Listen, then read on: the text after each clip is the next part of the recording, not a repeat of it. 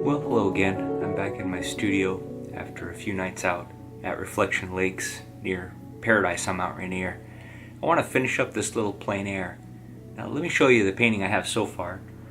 You saw in the previous two videos where I painted this on location, standing beside the lake, getting eaten by mosquitoes. Having a really pleasant time actually. I stayed the night out there as well and captured some pictures of the sunrise. The sunrise was so fleeting that I wasn't able to really paint it, but I got a lot of nice reference photos.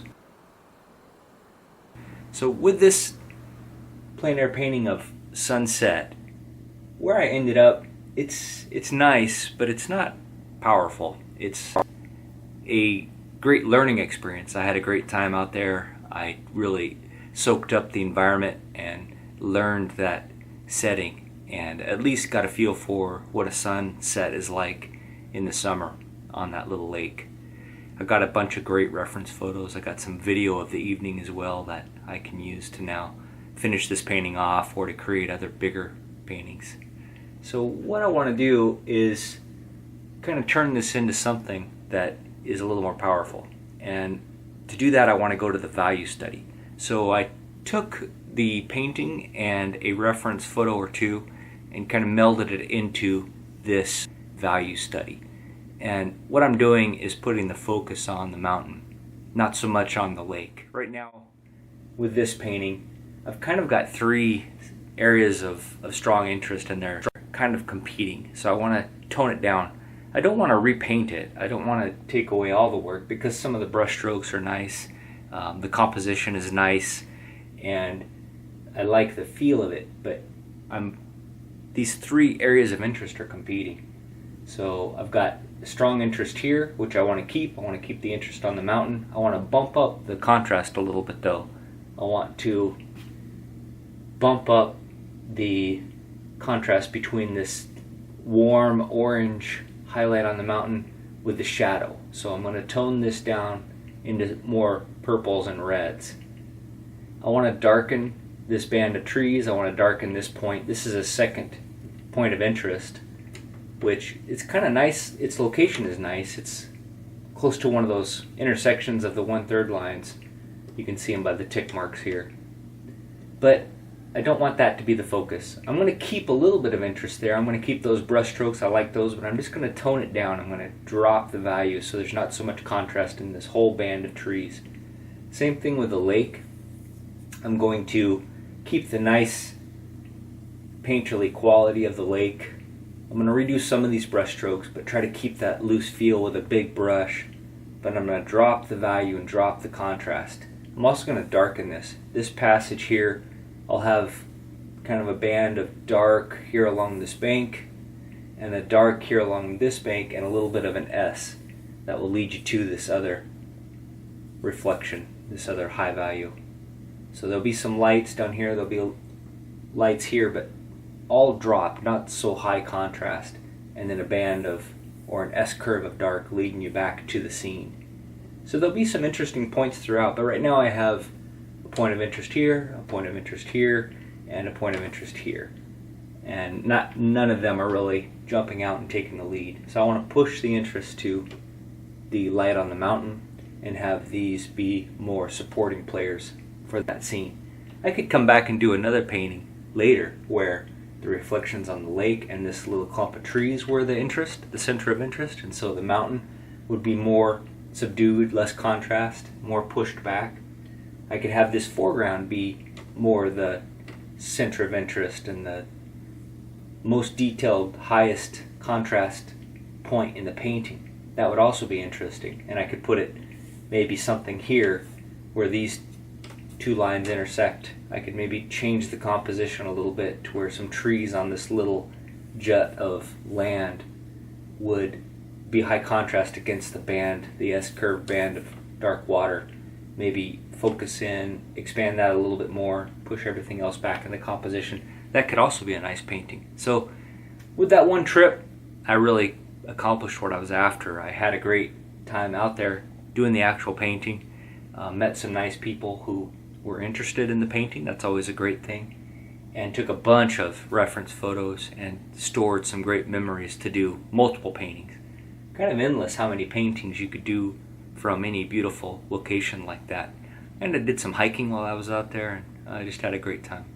So I hope you enjoy this in-studio episode. I'll try to wrap it up quickly here and post the finished result out on my website. As always, thank you for joining me. If you like these videos, please like and subscribe. Let your friends know and help me to get more followers. It really encourages me to do more of these. Thanks.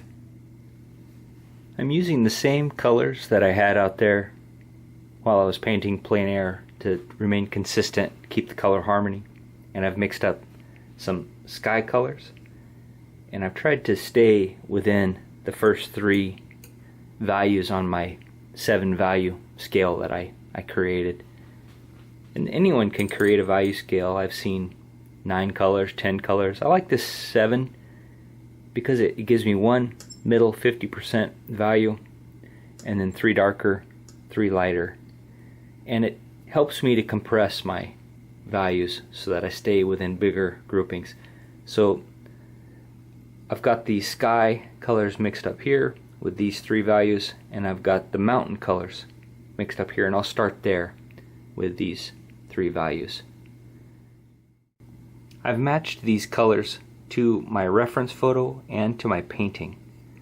The reference photo I created in Procreate using my painting and some of the photos I took that night while I was there. I just hold my knife up against the photo, and then using a little bit of common sense, knowing that this iPad is glowing. I can't ever, with paint, recreate that glowing effect. So by default, all my colors that I mix are going to be slightly darker value than what I'm seeing on the iPad.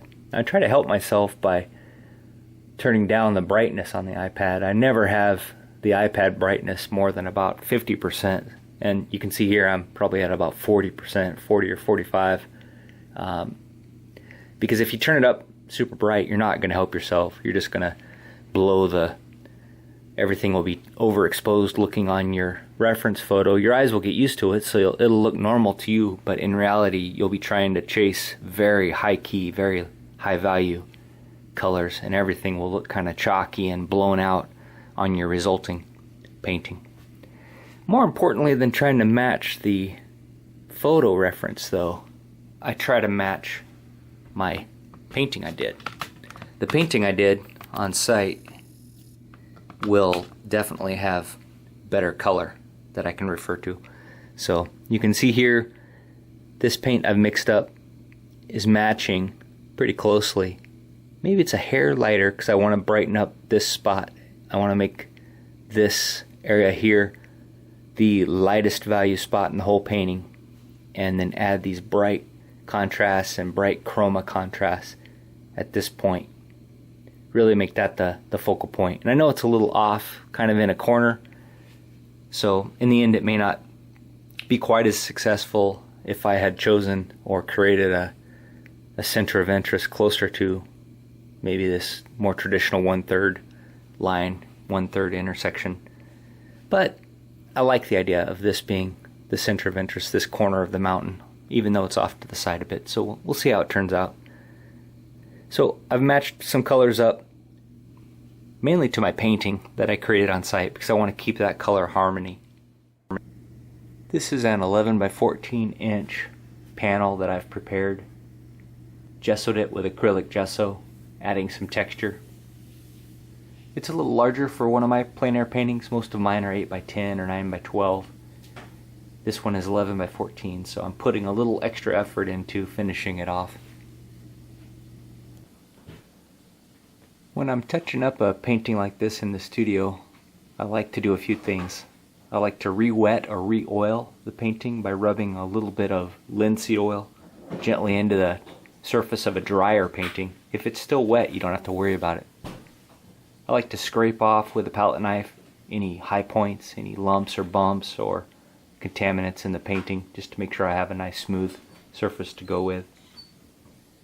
And then I also like to look at the drawing. Is the drawing correct?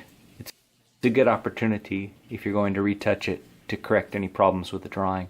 For instance, the mountain here looks like it has a little bit of a swelling, so I want to cut that back. So I'll take those sky colors I mixed and I'll just cut back the face of the mountain a little bit to make it match the reference photo a little better.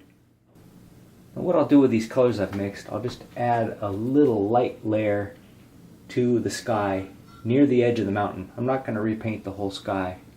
I just want to add a little bit of fresh painting along the edge of the mountain. That way when I repaint into the mountain where I need to, it'll blend nicely. It'll be wet into wet.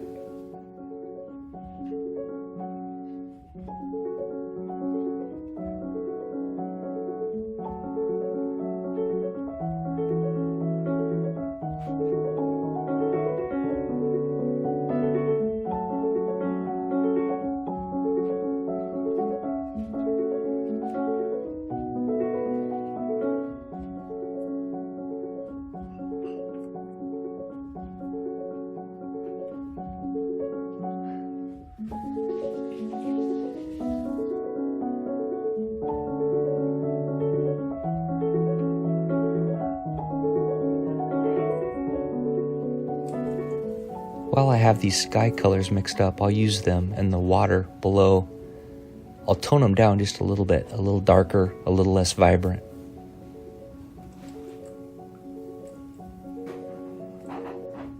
Now I'll use this Rosemary & Co. Pure Sable. It's a 6, really soft, has a sharp point. It's a little bit broken in, so it does a nice job.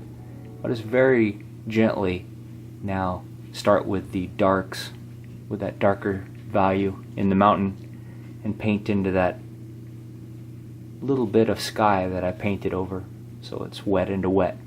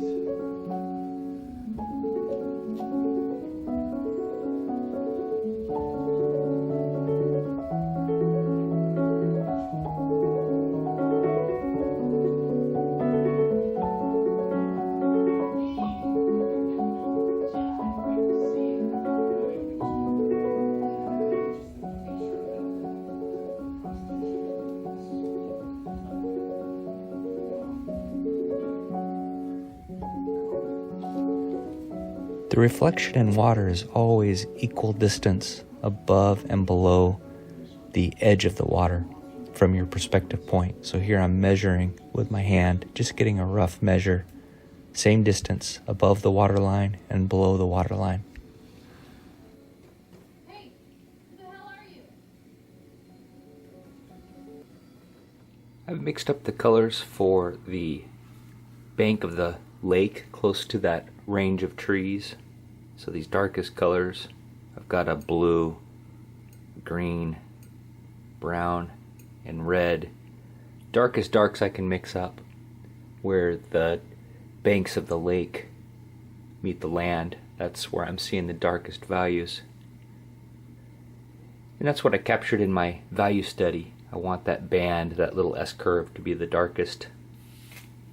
I've also mixed up some kind of muted greens, bluish green, yellowish green, for the trees in the middle distance.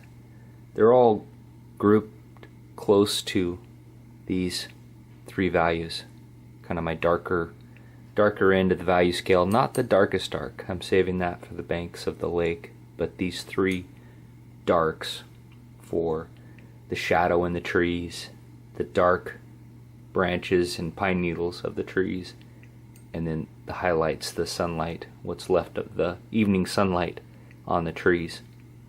I want to stay within that close grouping. Even this yellowish green is not high value. It's really pretty dark when you compare it to the value scale. I love having this value scale right here on my palette. It's under the glass. I made it myself, just taking some acrylic paint and doing a grayscale from pure white to pure ivory black. It doesn't have to be perfect. It's just a guide. And I find if I keep my groupings tight within a band as best I can, and you get better over time the more you practice, the more powerful the scene comes out. And again, I'm using my reference photo for some of the detail, some of the colors, but mainly I'm using my plein air painting for color reference. So these were the colors I observed that evening, and although the light was changing and some of these colors don't quite fit my end scenario, like the highlight on the trees here is too bright, I need to tone it down. But I don't want to lose these reference colors I found, that nice kind of vibrant blue, some of the reds in the shadows. I'm not going to lose those. I'm not going to completely erase those because I observed them that night. I want to keep them. I think it'll add some pops of color and some authenticity to the painting.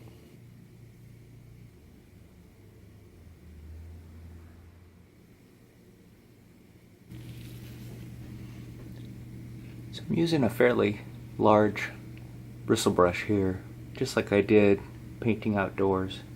And I'm starting with the water's edge, and then I'll move up into the trees. I'm trying to paint the shadows, paint the darks first, but I'm also trying to paint the thing in the background first as well. So the bank of the lake is kind of behind the nearest trees, and the darker shadows in the distance are behind the foreground trees and the highlights on the trees. So if you kind of take that back to forward, dark to light approach, it can help with your illusion of distance. It helps me at least. When I move up into the trees, I'm going to grab a larger bristle brush and just block in the biggest groupings of shadows. I don't want much detail at all in the shadows. I'll add a little bit of detail to the highlights. I'll go back to a little smaller brush for the highlights, and I'll use a palette knife to knock in some of the trunks of the trees that I'm seeing as well.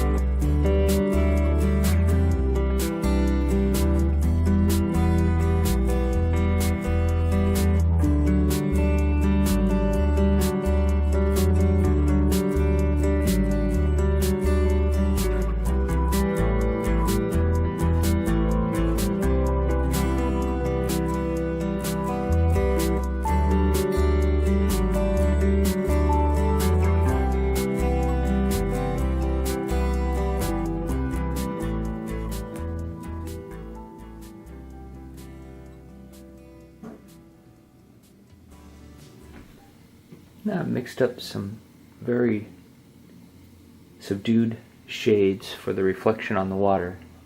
The reflection on the water is really subtle, so I don't want to overpower it by putting out too bright, too high a value reflections. So I've got some nice lavenders fading into a cobalt blue. I'm going to take a big bristle brush diluted with Gamsol and just gently streak it across the surface of the water and try to create that very subtle light on the ripples on the water. I've blended the water, taken down the value quite a bit according to my composition, my value sketch.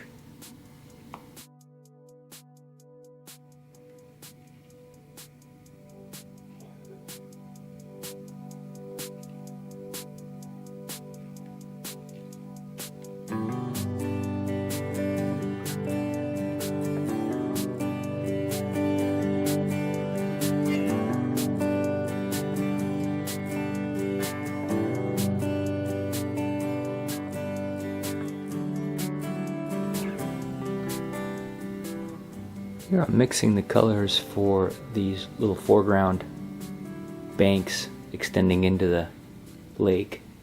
You can see I'm mixing the colors a little bit more vibrant, so a little higher chroma, higher color, but the values are still pretty dark. I'm taking the colors I used earlier for the trees and adding those to my piles of color that I see in those foreground banks. That helps me by continuing to use those colors from the same piles of paint. It helps me to maintain a nice color harmony. And again, I'm checking against the reference photo and against the painting to make sure that things are correct as far as value and for color harmony.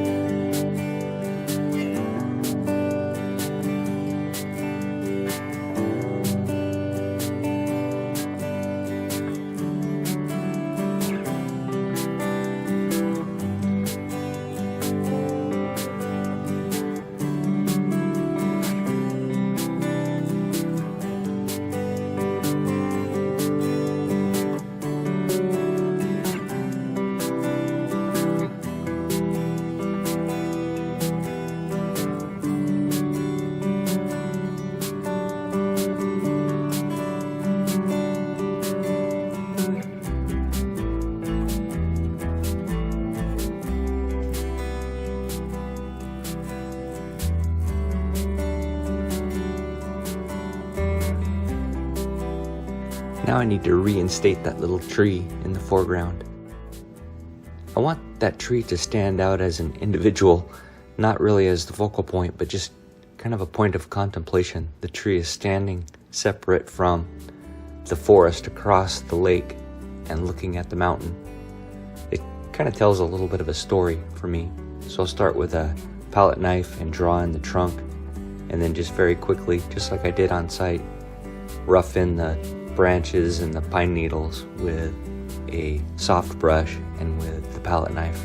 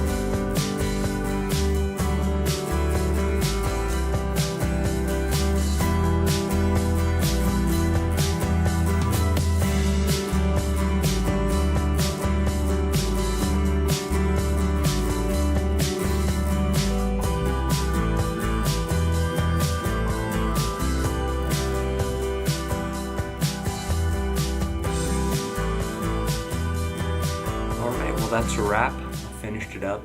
I did a few touch-ups. Tried to leave as much of the brushwork and the color harmony alone as I could. Leave it as I finished it that second night. But I did tone down the foreground and the middle ground quite a bit to bring the highlight to the peak of the mountain. So this now should be the center of interest, this bright, glowing, more detailed part of the mountain against the brightest part of the sky. And then the foreground is all pretty interesting. There's some neat effects, some neat brushwork here and here, all pretty loose. This tree is just thrown in, but still pretty effective. And I do like the impression of depth. I like how it steps into the scene. This is all kind of interesting, leads the eye around, but you keep going. Hopefully you keep going back to these colors and shapes in the center of interest, the tip of the mountain. As always, thanks for joining me. I hope this was fun to watch and interesting to watch, to see what I do when I finish a painting up in the studio. I don't always finish a plein air up in the studio. Sometimes I just leave it alone, leave it as it was. But if I see something in the painting, if I see that I can push it further or achieve a certain outcome that I didn't quite get in the field, or that I come to later after looking at the painting in the studio, then I will. I'm not too religious about leaving plein air sketches alone. If I was in a competition where it was a rule to leave it alone, then I certainly would. But since this is just for me and for my enjoyment and to try to produce the most beautiful painting I can, then I feel no hesitation in modifying the painting and modifying a plein air in the studio. If I can push it further, if I can learn something, try something, experiment, then I certainly will. In this painting I did leave the water very rough. It's really just a band of soft, dark gray with hints of lights and dark throughout. It's very smooth, very consistent. Not how I would typically paint water, so I do like that effect. I think that experiment worked out okay. As always, thanks so much for joining me. If you like these videos, please like and subscribe. Leave a comment below if there's something you'd like to see in the future, if there's some question you have or some input you want to give me. I really do appreciate the feedback. Thanks so much.